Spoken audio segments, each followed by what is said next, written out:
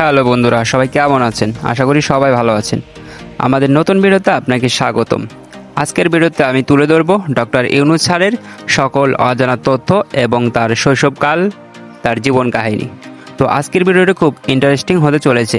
তো সবাই একটু স্কিপ না করে সবাই পুরো ভিডিওটা দেখবেন এবং চ্যানেলটি সাবস্ক্রাইব করে পাশেই থাকবেন। ডক্টর মোহাম্মদ ইউনূস বাংলাদেশের একজন প্রখ্যাত অর্থনীতিবিদ, সমাজসেবক এবং নোবেল বিজয়ী। যদিও তিনি গ্রামীণ ব্যাংকের প্রতিষ্ঠাতা ও ক্ষুদ্র ঋণের জনক হিসেবে পরিচিত, তার সম্পর্কে অনেক অজানা তথ্য রয়েছে যা এই ভিডিওতে শেয়ার করব। তো চলুন ভিডিওটি শুরু করা যাক। তার শৈশব ও শিক্ষা। তিনি 1940 সালের 28 জুন চট্টগ্রামের এক ব্যবসায়ী পরিবারে জন্মগ্রহণ করেন। চট্টগ্রাম কলেজ থেকে ইন্টারমিডিয়েট সম্পন্ন করে ঢাকা বিশ্ববিদ্যালয়ে অর্থনীতি বিষয়ে পড়াশোনা করেন। ফুলব্রাইট স্কলারশিপ পেয়ে মার্কিন যুক্তরাষ্ট্রের ভ্যান্ডারবিল্ট ইউনিভার্সিটি থেকে অর্থনীতি পিএইচডি করেন। শিক্ষকতা ও কর্মজীবন। দেশে ফিরে চট্টগ্রাম বিশ্ববিদ্যালয়ে অর্থনীতি বিভাগের অধ্যাপক হিসেবে যোগ দেন। 1974 সালের দুর্ভিক্ষ তাকে দারিদ্র্য দূরীকরণের উপায় নিয়ে ভাবতে বাধ্য করে। গ্রামীণ ব্যাংক ও ক্ষুদ্র ঋণের ধারণা। 1976 সালের ক্ষুদ্র ঋণের ধারণা থেকে গ্রামীণ ব্যাংকের ভিত্তি স্থাপন করেন। তিনি প্রমাণ করেন যে দারিদ্র মানুষ, যদি বিশেষ করে নারী, যদি ঋণ পায় তবে তারা আত্মনির্ভরশীল হতে পারে। 2006 সালে শান্তিতে নোবেল পুরস্কার লাভ করেন। তার অন্যান্য উদ্যোগ। সোশ্যাল বিজনেস ধারণার প্রচলন করেন, যা আলোচনাজনক ব্যবসার একটি নতুন ধারণা। গ্রামীণ শক্তি, গ্রামীণ ফোন, গ্রামীণ কৃষি ফাউন্ডেশন সহ অনেক প্রতিষ্ঠান গড়ে তুলেছেন। বিতর্ক ও সমালোচনা। তার বিরুদ্ধে কিছু আর্থিক ও প্রশাসনিক বিতর্ক তৈরি হয়, বিশেষ করে বাংলাদেশ সরকারের সাথে দ্বন্দ্ব দেখা দেয়। 2011 সালে তিনি গ্রামীণ ব্যাংকের এমডি পদ থেকে পদত্যাগ করতে বাধ্য হন। ব্যক্তিগত জীবন। তার প্রথম স্ত্রী ছিলেন ভেরা ফোর্টেনা, জার্মান নাগরিক। তিনি তাদের বিবাহিত বিচ্ছেদ হয় পরে আফরোজি ইউনূসকে বিয়ে করেন। তার একটি কন্যা সন্তান রয়েছে।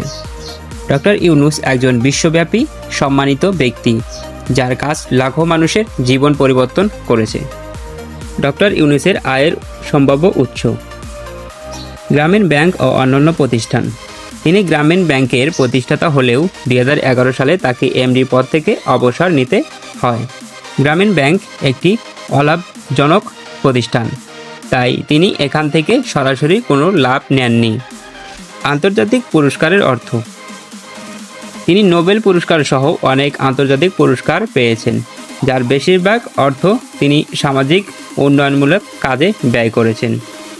2006 সালে নোবেল শান্তি পুরস্কার বিজয়ের সঙ্গে তিনি প্রায় $15 লাখ পেয়েছিলেন, যা তিনি জনতিকার কাজে দান করেন। বই বিক্রি ও বক্তৃতা। তিনি বিভিন্ন বই লিখেছেন, যেমন banker to the poor, building social business ইত্যাদি, যা বিশ্বব্যাপী বিক্রি হয়েছে। আন্তর্জাতিকভাবে বিভিন্ন সেমিনার ও অনুষ্ঠান বক্তৃতা দিয়ে সম্মানী গ্রহণ করেন। বিভিন্ন ব্যবসা ও সামাজিক উদ্যোগ। তিনি গ্রামীণ শক্তি, গ্রামীণ টেলিকম, গ্রামীণ ড্যানুল, গ্রামীণ কৃষি ফাউন্ডেশন মতো বেশ কিছু প্রতিষ্ঠান গড়ে তুলেছেন। এসব প্রতিষ্ঠান থেকে সরাসরি ব্যক্তিগত আয় না হলেও তিনি সামাজিক ব্যবসার মাধ্যমে লাভজনক মডেল তৈরি করেছেন। তার সম্পদের পরিমাণ। ডক্টর ইউনূস তার সম্পদ জনহিতার কাজে ব্যয় করেন বলে ব্যক্তিগতভাবে তিনি ধনী নন। তার মোট সম্পদের পরিমাণ নিয়ে নির্ভরযোগ্য কোনো প্রকাশিত তথ্য নেই, তবে তিনি $বিলিয়ন ব্যবসা মডেলের প্রতিষ্ঠা হলেও ব্যক্তিগতভাবে এই সম্পদ ভোগ করেন না। ডক্টর ইউনূস শুধু একজন অর্থনীতিবিদ বা ব্যাংকার নন, তার কিছু ক্ষমতা ও দক্ষতাও রয়েছে যা অনেককে অবাক করতে পারে। শূন্য থেকে $বিলিয়ন অর্থনীতি তৈরি। ডক্টর ইউনূস একেবারে শূন্য থেকে গ্রামীণ ব্যাংক গড়ে তুলেছিলেন, যা এখন কয়েক $বিলিয়ন প্রতিষ্ঠান পরিণত হয়েছে। সবচেয়ে গড়ে তুলেছিলেন, যা এখন কয়েক $বিলিয়ন প্রতিষ্ঠানেতে পরিণত হয়েছে।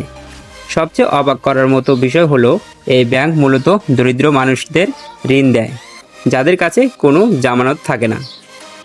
দারিদ্র্য নির্মূলে ব্যতিক্রমী চিন্তা ভাবনা। তিনি প্রথাগত ব্যাংকিং ব্যবস্থার বিরুদ্ধে গিয়েছিলেন এবং দেখিয়েছিলেন যে দারিদ্ররাও ঋণ পরিশোধ করতে পারে। তাই এই ঋণ এতটাই সফল হয়েছিলেন যে বিশ্বব্যাপী 100+ দেশে ক্ষুদ্র ঋণ কার্যক্রম ছড়িয়ে পড়ে। সামাজিক ব্যবসার ধারণা জনক। বাণিজ্যিক ব্যবসার সাধারণ নিয়ম হলো লাভ করা, কিন্তু ডক্টর ইউনূস সোশ্যাল বিজনেসে বা সামাজিক ব্যবসার ধারণা দেন, যেখানে ব্যবসার উদ্যোগে মুনাফা নয় বরং সামাজিক সমস্যা সমাধান করা। এই ধারণা গ্লোবাল কম্পিটিশনগুলোকে প্রভাবিত করেছে। নোবেল বিজয়ী একমাত্র বাংলাদেশি ব্যক্তি। তিনি এখন পর্যন্ত বাংলাদেশি যিনি ব্যক্তি পর্যায়ে নোবেল পুরস্কার জিতেছেন। 2006 সালে শান্তিতে নোবেল পুরস্কার লাভ করেন।